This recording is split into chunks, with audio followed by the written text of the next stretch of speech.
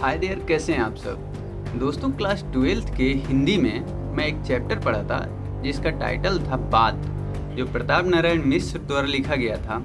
उस समय तो इस चैप्टर का कोई मतलब आ नहीं रहा था समझ में, लेकिन आज पता चला कि बात जो प्रताप नारायण मिश्र द्वारा लिखा गया था वो कितना इम्पोर्टेंट था।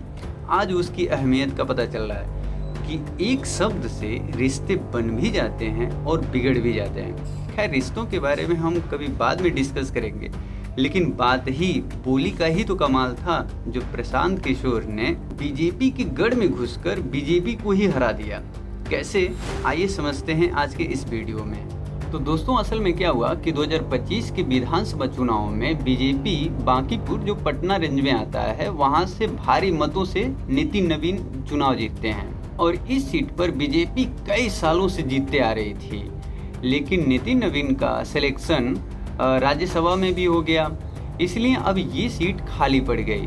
तो इस पर इलेक्शन कमीशन ने फिर से उपचुनाव किया, यानी री इलेक्शन कराया और री इलेक्शन में प्रशांत किशोर भारी मतों से वहां से जीत गए। अब लोगों को प्रशांत किशोर जी के जीतने से जितना खुशी नहीं मिल रही है, उससे ज़्यादा खुशी बीजेपी के हारने से मिल रही है। ऐसा क्यों?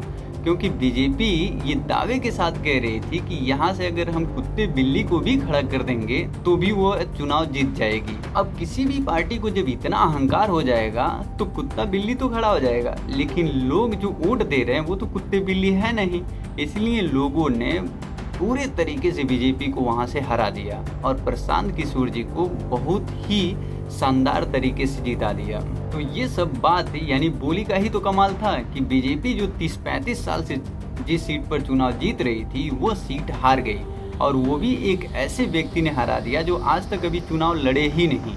वैसे लोग अब जागरूक हो रहे हैं और बातों को बहुत अच्छे तरीके से समझ रहे हैं, और हमेशा हर कैंडिडेट को ये सोचना चाहिए कि जिस लिए वो चुनाव जीता है उस पर वो खरे उतर सके, नहीं तो वो फिर बात बिगड़ जाएगी और अगला चुनाव वो नहीं जीत पाएगा। वैसे प्रशांत किशोर जी एक बहुत ही अच्छे और समझदार व्यक्ति हैं। उम्मीद करते हैं कि वह अच्छे से अपना कार्यभार संभालेंगे और अच्छा करके दिखाएंगे। मिलते हैं दोस्तों फिर अगले वीडियो में, तब तक आप अपना ख्याल रखिएगा।